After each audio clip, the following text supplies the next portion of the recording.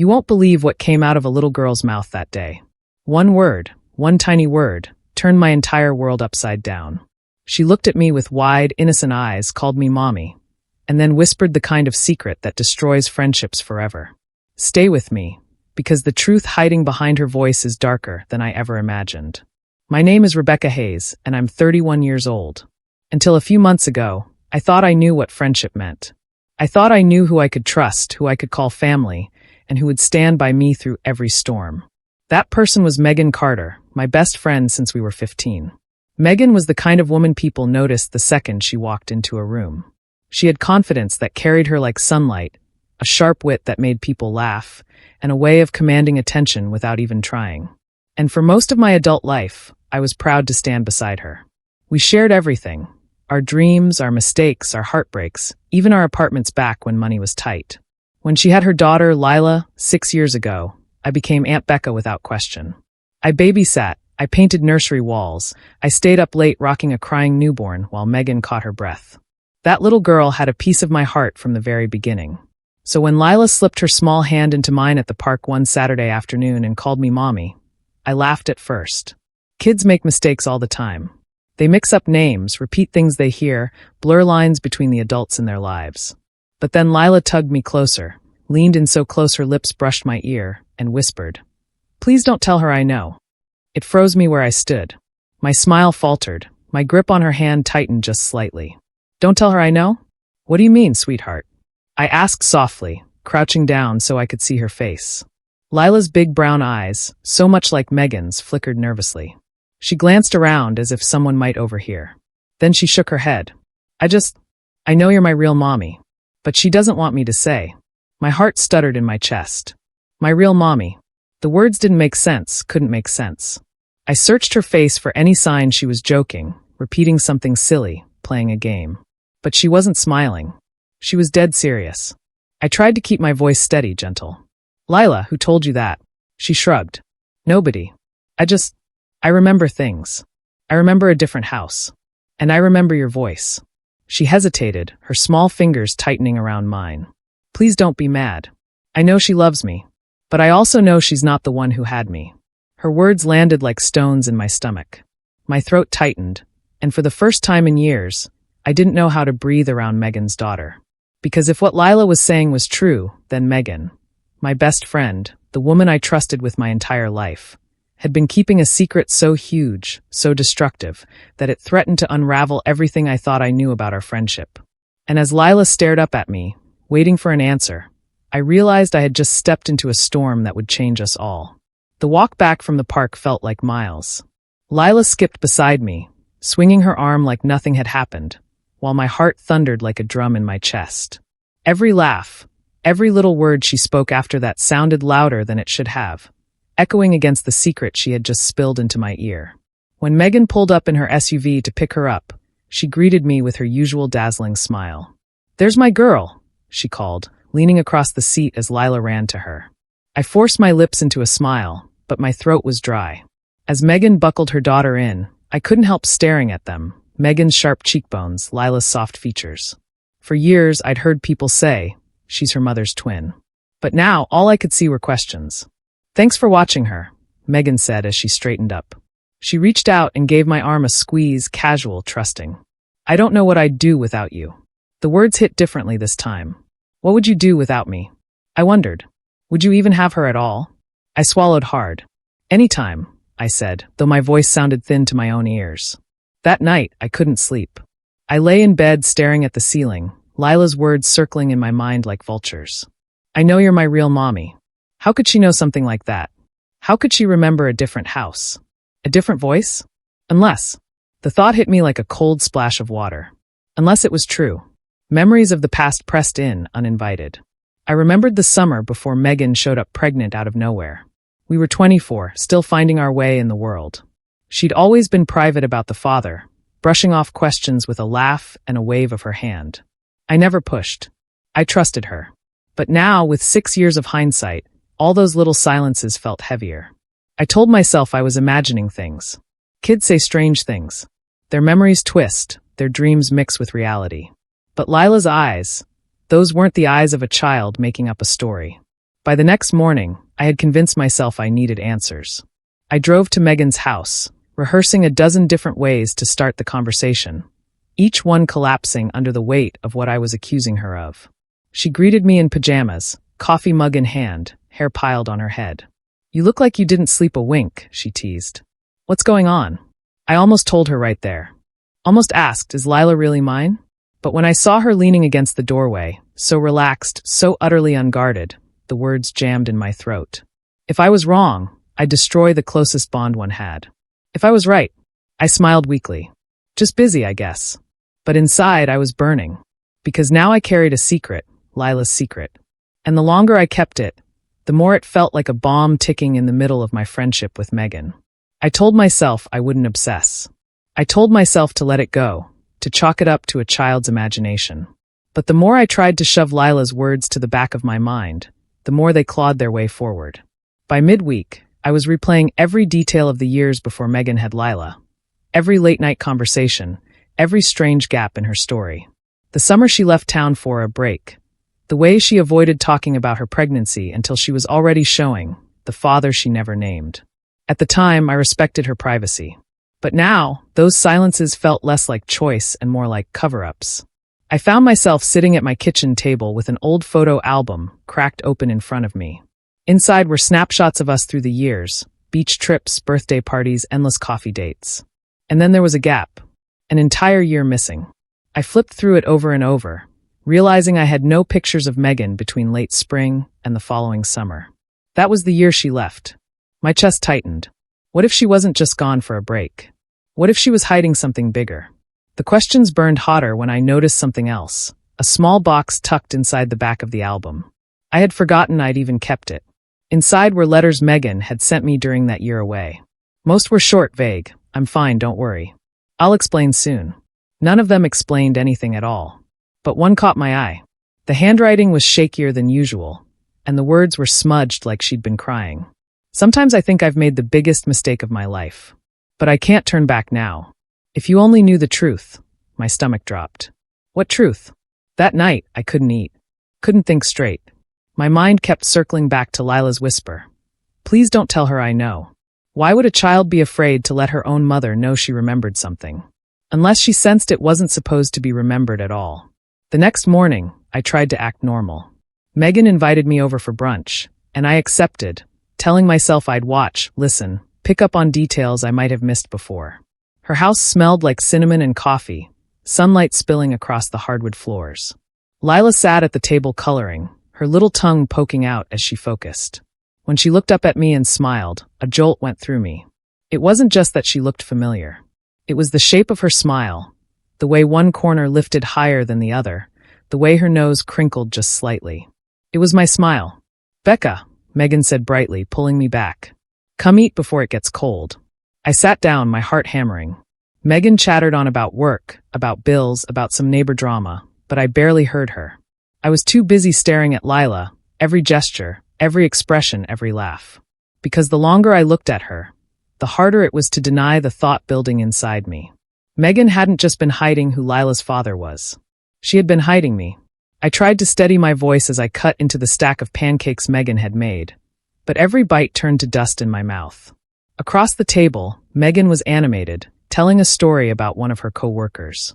Lila giggled at the funny parts, syrup dripping down her chin. I watched them both, my stomach tightening. On the surface, it looked like a perfect little family. But underneath, I could feel the fractures. "Megan," I said finally, forcing casualness I didn't feel. "Do you ever, wonder if Lila will start asking more questions about her dad?" Her fork paused in midair. Just for a second. Then she shrugged with an easy smile. "Kids don't really think about that stuff until they're older. Besides, she has everything she needs." Her answer was smooth. Too smooth. "She's smart though," I pressed. "You know how kids remember things. Even from when they're little." Megan's eyes flicked to me, sharp, before softening again. "Why are you suddenly so curious?" I swallowed. Just thinking ahead, I guess. Her gaze lingered, like she was trying to read between my words. Then she laughed lightly. "You're overthinking again, Becca. Relax." But I couldn't. Because even as she spoke, Lila glanced up from her coloring book and met my eyes with a look that said she knew. She knew more than she should, and Megan had no idea. Later, while Megan washed dishes, Lila tugged at my sleeve. "Remember," she whispered so low I barely caught it. "Don't tell her." My heart squeezed. "Lila, sweetie, why are you so afraid of her knowing?" Her eyes widened. She shook her head quickly. "Because she said I'd lose everything if I ever asked. And I don't want to lose you." Before I could respond, Megan returned from the kitchen, drying her hands. "What are you two whispering about?" she asked with a teasing smile. "Nothing," Lila chirped, sliding back into her chair. But I saw the flicker of fear cross her little face. And I knew then that whatever secret Megan was keeping, it wasn't just about me. It was something bigger, darker. A truth Lila had stumbled into and been warned never to speak of. Driving home later, my hands gripped the steering wheel so tight my knuckles turned white. I couldn't keep pretending everything was fine. That night, I pulled out the box of letters again, rereading them until the words blurred. Megan had written about mistakes, about being trapped, about not being able to turn back. What mistake could be so big, so permanent, that she'd hide it even from me? One line in particular seared itself into my mind. "If you only knew the truth." I slammed the letter down, my pulse racing. It was time to stop waiting for the truth to fall into my lap. If Megan wouldn't give me answers, I'd find them myself. The next morning, I woke up with one thought burning in my head. I need proof. It wasn't enough to rely on a child's whisper or my own gut feeling. If what I suspected was true, if Megan had stolen something from me, from us both, then I needed more than suspicions. I needed facts. I started small. A phone call to the county clerk's office. "I'm looking for birth records," I explained, trying to keep my voice steady. "For Lila, Megan Carter's daughter." The woman on the line clicked her keyboard, then said briskly, "I can't give you those over the phone, ma'am. You'll have to come in and make a request in person." So I did. The office was cramped, the air thick with the smell of old paper and ink. When the clerk handed me the form to fill out, my hands trembled slightly. I wrote Lila's name, date of birth, mother's name. Then I hesitated. The space for father was blank. Hours later, when the record was finally handed to me, my stomach dropped. Under mother, it listed Megan Carter. But the line under father wasn't just blank, it had been blacked out. A heavy, deliberate stroke. "Is this normal?" I asked, my voice higher than I meant. The clerk frowned. "Not really. Usually it's left blank if unknown. This looks redacted." That would mean the information was sealed by court order. Court order. The words rattled in my brain like stones in a jar. Why would Megan go to court to hide who Lila's father was? Or was it something else entirely? Something about the child's origins themselves? I walked out into the sunlight feeling like I'd stepped into another reality. That night, I pulled out the photo albums again, this time searching for gaps in my own past. There were months, nearly a year, where I barely remembered anything. I had been in and out of doctors' offices back then, dealing with a complicated surgery I'd tried hard to forget. My chest tightened as I thought about it. The recovery, the medication, the fog. What if something had happened then? Something I didn't even know about. The next day, I drove to the hospital where I'd been treated. At the records desk, I requested my old files, claiming I needed them for insurance. The woman handed me a stack of papers, yellowed around the edges. I flipped through them in the car, my breath quickening. Surgery reports. Follow-up notes. And then, something that made my vision blur. A record dated 6 years ago. It wasn't about surgery at all. It was about pregnancy. My name. My file. Notes about complications. And then, written in small clinical print. Infant transferred at birth. Patient unaware of outcome due to sedation and trauma. My heart stopped. Infant. Transferred. Unaware. The papers slipped from my hands. Lila wasn't just Megan's secret. She was mine. I barely slept. Every time I closed my eyes, I saw those words burned into the back of my eyelids. Infant transferred at birth. Patient unaware. By dawn, I had made my decision. I couldn't tiptoe around this anymore. Megan had taken something from me. Something she had no right to. And I needed to hear her say it. When I knocked on her door, Megan answered in her robe, her hair messy from sleep. She blinked at me. "Becca, it's 6 in the morning. What's wrong?" I shoved the hospital file into her hands. "Read it." Her smile faltered. She flipped through the papers, her face paling with every page. By the time she reached the note, her hands were shaking. Where did you get this?" she whispered. "I requested my old records," I said flatly. Imagine my surprise finding out I had a child I never even knew survived. A child who was transferred. I took a step closer, my voice trembling. Transferred to you. She set the papers down on the kitchen counter, gripping the edge like she might collapse. Rebecca, please. Don't you dare ask me to be calm. My chest heaved. You knew, Megan. All these years, you knew Lila was mine. And you let me sit at your table, braid her hair, tuck her in when she stayed at my house, all while calling yourself her mother. Tears welled in Megan's eyes. You don't understand. You were so broken back then. You'd just come out of that awful surgery, and the doctors said you weren't strong enough to raise a child. They didn't get to decide that. My voice cracked. And neither did you. She flinched, but pressed on, desperate. They were going to put her in the system. I couldn't let that happen, Becca. You were sedated. You didn't even know she was alive. I thought, if I raised her, at least she'd stay close. At least you'd still get to see her, even if you didn't know the truth. Her words hit me like knives. I backed away, shaking my head. Close? You think proximity makes this better? You stole my daughter, Megan. You built your entire life on a lie. Lila padded sleepily into the room then, rubbing her eyes. Mommy? She murmured, looking between us. The word cut me open. Megan rushed forward, crouching to hug her. It's okay, baby. Go back to bed. But Lila didn't move. She looked at me instead, her voice trembling. Is it true? Megan froze.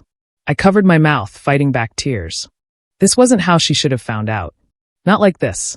Megan's shoulders sagged as she turned to me, her eyes hollow. If you tell her, Rebecca, if you take this from me, I'll lose everything. I stared at her, fury and heartbreak battling inside me. Maybe that's what you deserve. The kitchen felt like a battlefield. The papers lay scattered on the counter. Lila stood frozen in her pajamas, and Megan's tear-streaked face looked more like a stranger's than my best friend's. Is it true? Lila asked again, her little voice breaking. I wanted to shield her, to buy time, but there was no going back. The secret was out, bleeding into the open. Yes, I whispered, my throat raw. Lila, you're my daughter. The silence that followed was unbearable. Lila's eyes widened, her small chest rising and falling too fast. She turned to Megan. You lied to me? Megan reached for her, panic in her voice. Sweetheart, I didn't lie, I kept the truth safe. For us. But Lila jerked away. Safe? You said I'd lose everything if I asked about my dad. You made me scared, Mommy. Tears spilled down her cheeks. Megan's face crumpled. I just wanted to protect you. I crouched down, my hands trembling as I held them out to her. Lila, listen to me. None of this is your fault. You were never meant to carry this secret. Her tiny hand slid into mine, fragile but certain. My heart ached at the warmth of her skin. Megan's voice cracked. Becca, please. Don't take her from me. I've raised her since birth. Every scraped knee, every school recital, I was there. She's mine too. I looked at her, the friend I once trusted with everything, and all I saw was the wreckage of lies. You didn't raise her for me, Megan. You raised her for yourself. And you stole my chance to be her mother. She sobbed, collapsing into a chair. For the first time, I saw her not as my best friend, but as a desperate woman who built her life on borrowed time. I turned back to Lila, brushing her hair back gently. You don't have to decide anything today, but you deserve the truth. And from now on, you'll always have me. I promise. Her eyes searched mine, scared but hopeful. So, I'm really yours. My voice broke. Yes, baby. You're really mine. Megan let out a sound between a sob and a scream. You're going to destroy her life. I stood, pulling Lila close. No. You already did that the moment you chose lies over trust. The room was thick with grief, but somewhere beneath it, I felt the faint pulse of something else, justice long delayed. As I carried Lila toward the door, Megan's voice followed, ragged and desperate. Rebecca, please. If you walk out now, you'll tear us apart forever. I paused, my hand on the doorknob, Lila's small arms clinging around my neck. I didn't look back. You did that the day you took her from me. And with that, I stepped into the morning light, the weight of betrayal heavy, but the bond of blood undeniable. If you enjoyed this story, make sure to like, subscribe, and hit the notification bell. Thank you.